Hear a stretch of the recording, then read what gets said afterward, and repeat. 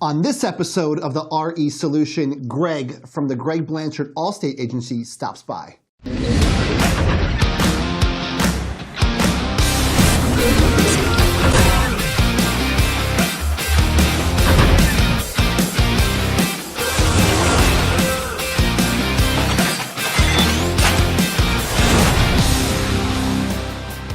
So I've been trying to get Gregg here on the show for a while. So Gregg and I have been friends for quite a long time, and he owns multiple Allstate agencies throughout South Florida, and I've been wanting to get him on the show because I think he's got a ton of value to share with our real estate community. So thanks, Gregg, for joining us today. Really Thanks for appreciate having us. We're glad to be here in this fantastic corporate office.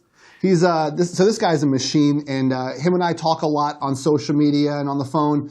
Him and I both are intertwined in the real estate community, and actually he's just coming back from Bold today, right? Yeah, my wife and I were at a Keller Williams function today. It's advanced sales training for real estate agents that belong to the Keller Williams group. And there was about 115 agents there, dropping a lot of knowledge, Nice. learning a lot about the real estate business. It was great. So what I wanted to do is I always like to bring in top sales professionals in their fields, and I know Gregg just kills it in the insurance industry. So I wanted to bring in Gregg just to kind of share some knowledge as far as what he's done in the insurance industries to become as successful as he is, and how we can maybe parlay that into real estate. So tell us a little bit about your background, kind of what got you into insurance, when you got into insurance, and kind of like the beginnings of Gregg. Yeah, I mean, it's kind of a great story. You know, I started in the insurance business in 2007. Okay. You know, my mom had passed away in 2006, and she had worked for State Farm for about 18 years in the claims department. So we kind of knew the value, you know, of insurance. But I always thought it was a boring industry. I thought it was a bunch of guys that were out there golfing and, Right. you know, drinking all day. But that wasn't the case. It doesn't sound boring, though. So lo and behold, you know, I was in the real estate business. I've got my real estate broker's license too. But we had sold our business, thank God, in 2005 at the right time. Perfect. And I got into the insurance business literally on a whim. I ran into a mutual friend on a boat, and she said, you know, you should start an insurance business. And I said, I don't know anything about the business. And she said, you can sell and you're a people person, so you should get into the business. So I started scratch. In our world, scratch means no customers. For the first 10 months, I got into the business, and I ran the business myself. I didn't have any help. But I fundamentally built my business on the premise that I wanted to help people. Okay. And I think if you put that at the front of everything that you do, you're going to be successful. So was that, when you first started, was that with Allstate, or was it with different brokerage? Yeah, so it was an Allstate agency. I went through corporate training in Allstate and home office in Chicago. Okay. And literally in 90 days, I had my 215 license and my 220 license, which is, you know, what you needed to open up an Allstate office. So when you're starting from scratch in the insurance industry, you don't have a book of business, you don't have past clients. So what did that look like? Like, what did those days look like for you when you were like how did you find your prospects, and what were your daily activities? It was kind of like being in college, right? You're eating peanut butter and jelly, and you're out prospecting, and you're networking. You're building your spheres of influence with, you know, loan officers, mortgage Right. brokers, past customers. So luckily in our business, anybody that you speak to is eventually going to die, so they need life insurance, right? Yep. If they own a home, they need homeowners insurance, and they have to drive a car. So by law, you have to have insurance. So Right. I thought that was a great opportunity to come into contact with everybody that we knew, to be able to deliver the message that you're in great hands with Allstate, and I could be your trusted advisor. So I utilized those relationships to be able to build my business, literally from scratch to now over 12,000 customers. That's crazy. And I know you just were telling us before we started the show here that you guys just acquired two additional agencies. Yeah, we actually bought two owners that retired, and luckily we're able to buy a business in Orlando. Okay. It's in Orange City, and had about 6,000 customers in that book of business. So we acquired that business, and we actually acquired an office down the street, which is our service center, where all of our customers call in for service changes and things like that. So Right. that's our service center, which is about a mile from our main office in Palm Beach Gardens. So you're calling on mostly realtors in the beginning? Is that loan officers and realtors, and is that how you gotta get started? Was that when you were going out? Was it sphere of influence? Was it people that you knew?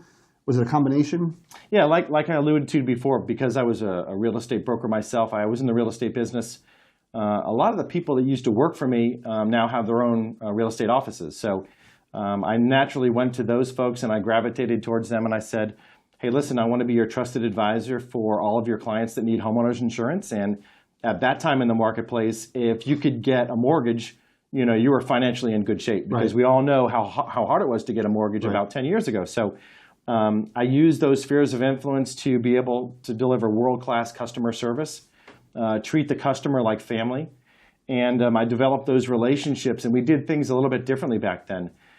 We made sure that we took the time and we explained coverages to customers, because most of the people don't understand the insurance lingo, and most people don't even know what type of coverages they have on their homeowners insurance policy. Yeah. So it was a big mind shift for a lot of customers, because they were so used to not even understanding what they had for coverage. Do you see a difference now in today's market with clients versus like what it was 10 years ago? As far as, like, do you see them not caring as much about understanding what they're getting, or just want to hurry up and get the policy? Or, I mean, because I think there is a lot to know with the insurance policies, and there's a big difference between getting, coverage A versus coverage B, as far as what happens if there's an issue, a fire in the home, and you're going to get full replacement costs for your stuff, or you're going to get a depreciated value of an item.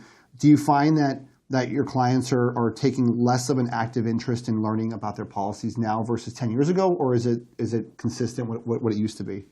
I think that, to be honest with you, generationally, things are different now. We have a lot of younger consumers coming into the marketplace. Most of the time, they rode their parents' policies, so they really didn't understand the insurance market. They've always used their insurance agent that was with their parents.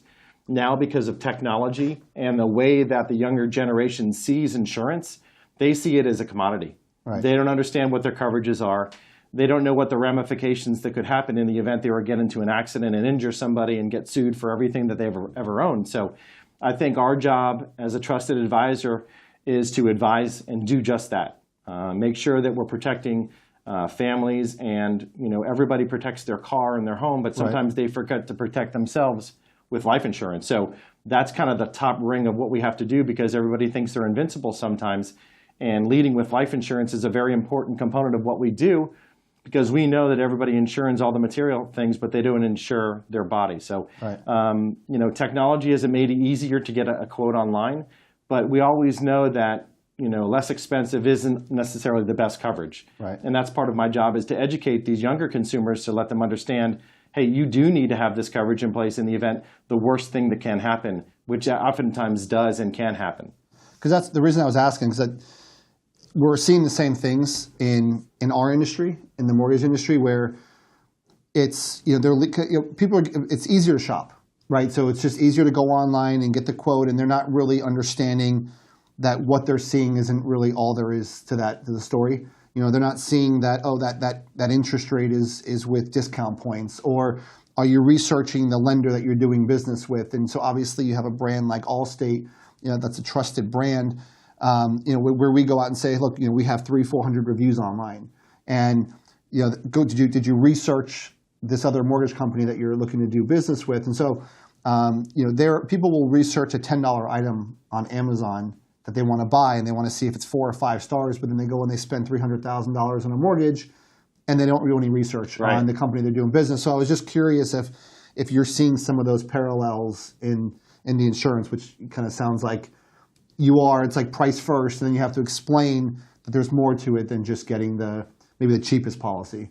Yeah, I think, Allstate last year, actually 2 years ago, bought Esurance. So when you hear Esurance, it's an Allstate. I see it all over. Yeah, you see it all the time. So Esurance is an Allstate company, but that is a direct, competitor with Geico. That's self-directed. The customer is going to be able to buy their policy online. They're not going to get any type of interaction from a human being, and that's the way that some of the people want to do business. But we find that when it involves a home purchase and a referral comes from your team, and we speak to the consumer just about what it is in the policy itself, we've got the ability to customize the policy based on their needs. Because like you said, some people don't even know what the discount point on the mortgage is, but we find that some of the people do research. And for us, our online reviews happen to be a very good focal point, because people get to see the history and how the interaction with our agency. We get a lot of volume from that type of traffic. But I think at the end of the day, we're all human, and we want to deal and do business with humans. The way I tell my team all the time is, just like your rabbi or your priest or your lawyer or your doctor, your insurance professional needs to be, advising you as to all the pitfalls that could happen when it comes to insurance. And I think that's a big component. The younger generation, even though they have access to more information, isn't as educated as to the terms and definitions of what the policy is. And when they do uncover that, they're better positioned to make better decisions.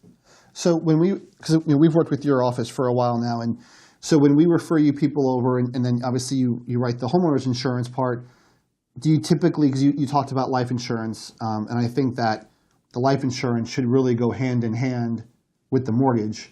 Do you guys then have that conversation about life insurance once you take care of the primary need of, hey, I need homeowners insurance because I'm trying to buy this house, but then you guys follow up and have a conversation regarding the life insurance as well? Yeah, so actually it happens before that. When you refer a customer to our agency and we identify that they're going to be getting a mortgage from your firm, the next question is, would you like Allstate to take care of the mortgage if something were to happen to you? And that is a key question because people say, well, I really have life insurance through work, but if you ever change jobs, you can't bring that life insurance policy with you. And if you were to come down with an illness or diabetes or something that would make you uninsurable, you won't be able to protect your family. Right. So those hardships can and do happen. And we would never want us to get a call in our office that somebody had called and said that they got into an accident or their spouse was killed the night before. Does my husband have a life insurance policy in place? And I would have to tell them no, because that means I didn't do my job in protecting the household. So there's a lot of financial devastation that could come from not being prepared. And the mortgage component piece is the single biggest investment usually a family is ever going to make. Right. And for less than the cost of a meal at Outback every single month, you can secure that financial future for your family. So we make that a priority even before we even write the policy for the home. We talk about the life insurance. That's important. That's super important. Yeah. Although cheesy fries and balloon onions are freaking amazing. It's like we were just there like a couple days ago. So I think because that's the piece that when I see like we upfront see their financial clients' financial profiles, and then when I think about them taking on these kinds of responsibilities without then having that life insurance behind them. Especially if there's one wage earner in the home, and God forbid something should happen to that person. Now your family's ruined. Like they're not going to be able to keep that home and stay in that home without the life insurance. And plus, a lot of times, if you have insurance through work, it's either not that much, or that's all going to get eaten up real quick.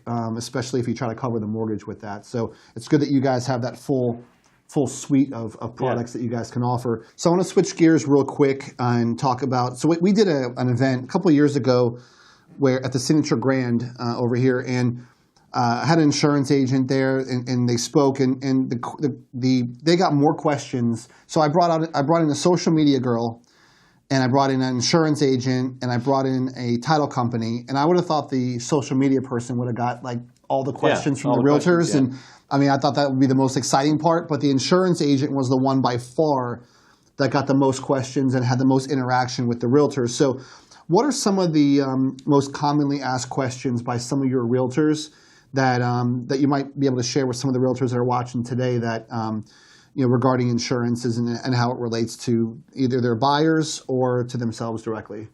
Yeah, it's a great question. I think the most common question I have is, does homeowners insurance cover a flood?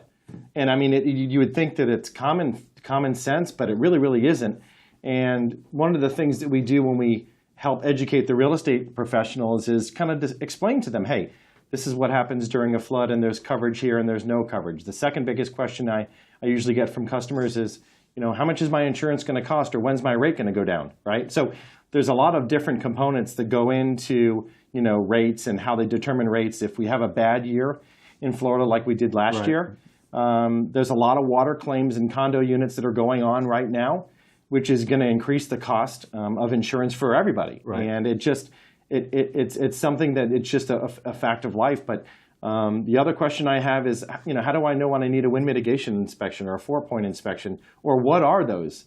Because explain those. So let me kind of tell you what that is. So in the state of Florida, when 2004 came through and we had 4 back-to-back hurricanes, the state had gotten into a situation where a lot of the private insurers were liquidated, and they had capacity issues, and the state had to do something. So They put the Citizens, which is like the Joint Underwriting Association, the Citizens pool that everybody knows about.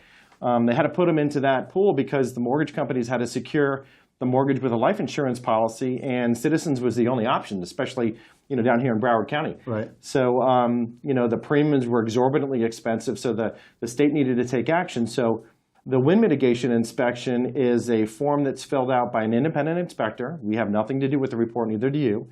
And it takes different components of how the home is built. Is there hurricane straps in the attic? Does the house have hurricane shutters or impact glass? What is the shape of the roof? Is it a gable roof or a hip roof? So based on all those different components of the report, the insurance companies will offer a discount because it's helped mitigating the risk in the event of a storm. So that's crucial, and that's about a 30 to 40% discount off the policy, based on the home and what year the house was built. So that's what a wind mitigation inspection report Gotcha. is. And then the other report is a 4-point inspection, and that's for homes that are built 30 years of age or older. And it's basically checking the 4 components of your house: your AC, your electrical, your roof, and your plumbing. It's just making sure that those are all functional and they're in good working order, because the last thing an insurance company wants to do is write a $400,000 policy and the home has an electrical deficiency in it, Right. and then the next day after closing, the house burns to the ground. Yeah, exactly. So they're out $300,000, $400,000, and they collected $2,000 in premium. Remember, the insurance companies are in business to make money. Yeah. So that's why those rules are put in place, to make sure that these homes are functionally available to insure, and secondly, to save the consumer the most amount of insurance by getting that wind mitigation inspection done. So on the roof, because I know this comes up a lot. So what's the lifespan that needs to be on a roof in order for them to be able to get a homeowner's insurance policy? Because I know, like, a lot of times if it comes in and if it causes issues, so what do you guys have to have as far as how many years left on a roof? Generally speaking, the house has to have 3 years of age or newer on the roof in order for the insurance company to write the policy. So on a shingle roof, the lifetime of a shingle roof is between 15 and 20 years. The barrel tile or the concrete roof generally lasts 40 years. But every carrier is different, so it depends on the carrier's underwriting guidelines, but that is a good rule of thumb to start from. And then the other question I had was, so a lot of people ask mortgage companies, what's the difference between a mortgage broker, direct lender, a bank? And so obviously we always have to go through and explain those differences. So kind of what's the difference in your world between Allstate or maybe like another insurance brokerage? Like, what are the different options, and then what's the differences between each type? Yeah, I mean, Allstate is a quality company. We don't claim to be Geico or Progressive. We're not going to be the cheapest on the block, and nor would I ever want to be the cheapest on the block. I mean, we've never seen a Ferrari or Rolls-Royce go on sale. I mean, they're not discounted, right? So Exactly. I mean, I don't want to be the cheapest on the block, but I think that we bring a lot of value.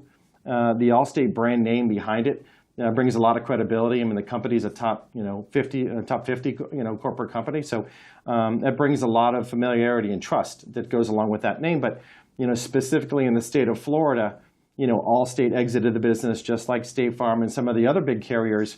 After the losses, didn't make sense to operate business in the state of Florida. So, we are luckily in a position to be like a hybrid agent. So our homeowners insurance department has the ability to write through 15 different companies that are private companies that are separate and apart from the Allstate family, but almost like a loan officer that can broker that through different carriers. So we've got the ability to write through a number of different companies. So that helps the consumer pick, the best rate when it comes to the homeowners insurance portion of the policy. Gotcha. I think it's important for people to know the differences in those. I know a lot of people have questions about that. We get questions regarding our clients asking us, okay, what kind of insurance company are they? And so I never really, I don't usually try to get into that. I usually let the insurance agent explain the differences, but I think it's important for some of the realtors to know the differences. So it's good idea to dodge that bullet for sure. Yeah, exactly. I'm not trying to. He doesn't want to be an insurance salesman. I got a hard enough time explaining to them the differences in the broker and the direct lenders for them to understand those differences and why it's important to them. So yeah, we try to do that. So is there anything else that you want to share with some of our viewers regarding either yourself or some stuff that you got going on? Yeah, I think it's important, when you speak about insurance, cheapest obviously isn't always the best, but I think you have to have a one-on-one relationship with your agent, right? Because as things change and seasons change in your life, whether it be that you move, if you get divorced, or if you have children. You need to allow that trusted advisor to make those recommendations, based on your personal situation. And in my agency, we put the customer at the center of everything that we do. And if you call my agency, you'll understand that we're separated into different teams. We have, sales, and we have customer service. We have a director of happiness on our team. So there's a lot of things that we do to make sure that we're making that relationship with the consumer. And because the average customer stays with us about 7.5 years. So we've got a very good relationship with those folks.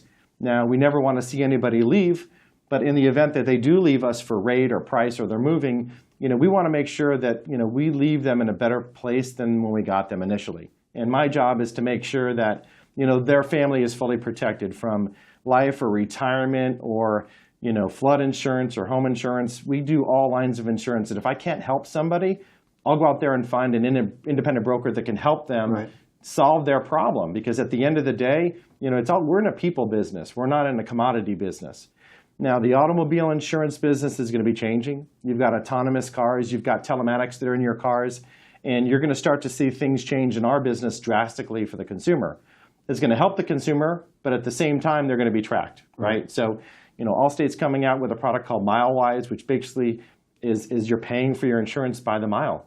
And based on distance, speed, where do you drive, the time of day that you drive, you're going to see those types of products start to come out, and consumers are going to understand that that's going to help them either regulate the way that they pay their insurance, or it's going to hurt them if they're driving at 2 o'clock in the morning after they leave the bar, right? So I was just going to ask you, right? 4 a.m. from Miami, what are you doing? That's right. You're Ubering, you're taking your self-driving Tesla, right? Exactly. But I think in our world, for Allstate, we are diversifying our book of business. Not only are we known for automobile insurance, but again, we have to go into other lines of insurance to make sure we're penetrating the household with as many policies as we can.